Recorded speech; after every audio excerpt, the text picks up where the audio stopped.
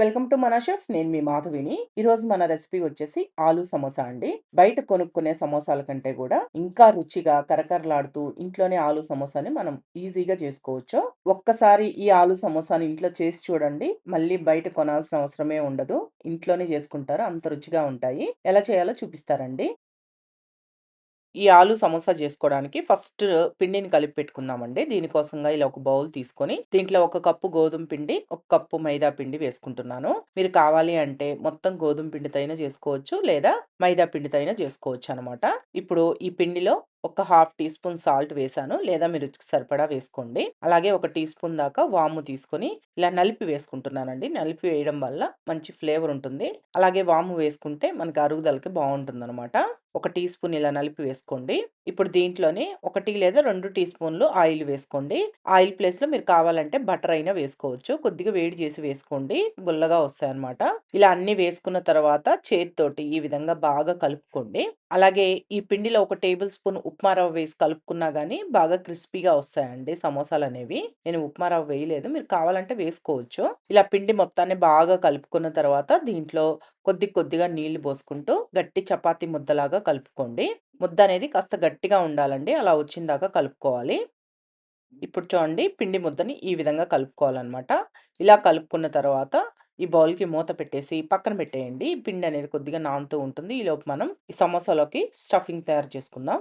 ఇప్పుడు పెద్ద సైజు 2 బంగాళాదుంపల్ని తీసుకున్నాను నేను. వాటిల్ని ఈ విధంగా ముక్కలుగా కట్ చేసి నీళ్ళల్లో వేసి ఉడికించుకున్నానండి. ఆల్రెడీ ఉడికించి పెట్టుకున్నాను బంగాళాదుంపల్ని. ఇలా ఉడికించిన బంగాళాదుంపలకి పైన పొట్టు తీసేసి నేనిక్కడ చూపించినట్లు నలిపి పక్కన పెట్టుకోండి.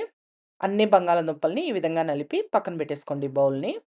ఇప్పుడు పాన్‌ని వేడి చేసుకొని దీంట్లో ఒక టేబుల్ స్పూన్ దాకా ఆయిల్ వేసుకొని, ఈ ఆయిల్ కాగిన తర్వాత 1 లేదా 2 పచ్చిమిరపకాయలని ఇలా సన్నగా కట్ చేసి వేసుకోవాలి. ఈ పచ్చిమిర్చి ముక్కల్ని లైట్‌గా వేయించండి.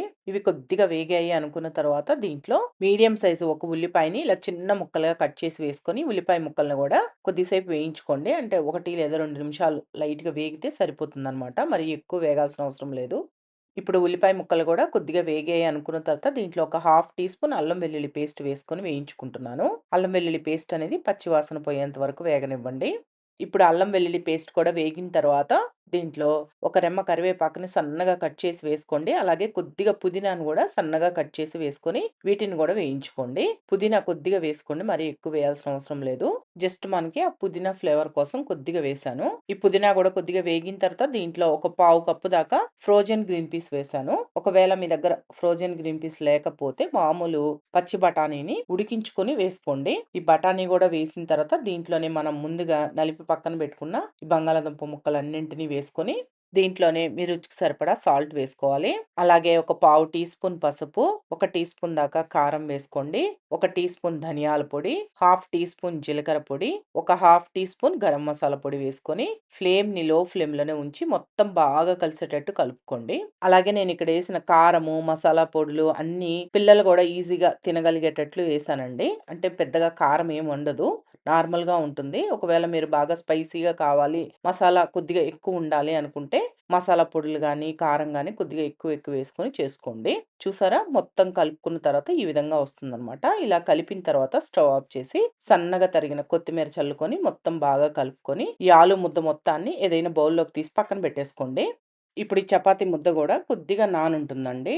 ఇప్పుడు దీన్ని ఒకసారి మళ్ళీ కలిపి నేనిక్కడ చూపించినట్లు పిండిని కొద్దిగా తీసుకొని ఇలా బాల్స్ లాగా చేసుకొని పక్కన పెట్టుకోండి. పిండి మొత్తాన్ని ఇలా బాల్స్ చేసి పక్కన పెట్టుకుంటే మనకు చేసుకోవడానికి ఈజీగా ఉంటుందనమాట. ఇలా అన్నీ చేసి పెట్టుకోండి. ఇలా చేసుకున్న తర్వాత ఒక్కొక్క ఉండని తీసుకొని పొడి పిండిలో ముంచి నేనిక్కడ చూపించినట్లు చపాతీ కర్రతో రుద్దుకోండి. మరీ మందంగాను కాదు, అలా అని మరీ పల్చగా కాకుండా మీడియంగా ఉండేటట్లు రుద్దుకోండి.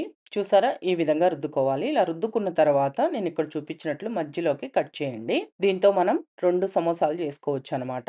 ఇలా కట్ చేసుకున్న తర్వాత ఇప్పుడు వేలుని నీళ్ళల్లో ముంచి ఈ విధంగా ఈ సమోసా షీట్‌కి చుట్టుపక్కల నీళ్ళని తడి చేయండి. ఇలా చేయడం వల్ల లోపల స్టఫింగ్ అనేది బయటికి రాకుండా ఉంటుంది. మనం ఫ్రై చేసుకునేటప్పుడు సమోసా షీట్ అనేది బాగా అంటుకుపోతుందనమాట. ఇలా చేసుకున్న తర్వాత దీంట్లో కొద్దిగా మనం ముందుగా ప్రిపేర్ చేసి పెట్టుకున్న ఈ ఆలు మసాలాని పెట్టుకొని నేనిక్కడ చూపించినట్లు క్లోజ్ చేసుకోండి. నేను కొద్దిగా చిన్న సైజులో చేసుకుంటున్నానండి సమోసాలు. బాగా ఫ్రై అవుతాయి. తినడానికి గూడా ఈజీగా ఉంటుందని. మీరు కావాలంటే పెద్ద సైజులో కూడా చేసుకోవచ్చు. అలాగే లోపల స్టఫింగ్ అనేది బయటికి రాకుండా జాగ్రత్తగా ఈ విధంగా చేసుకోండి. మీకోసం ఇంకొకటి చేసి చూపిస్తాను చూడండి. అన్ని సమోసాల్ని ఇదే విధంగా ప్రిపేర్ చేసుకోవాలనమాట. చాలా ఈజీ అండి చేసుకోవడం. చూసారు గదా! ఇదే విధంగా చేసి పెట్టుకోండి అన్నిటిని.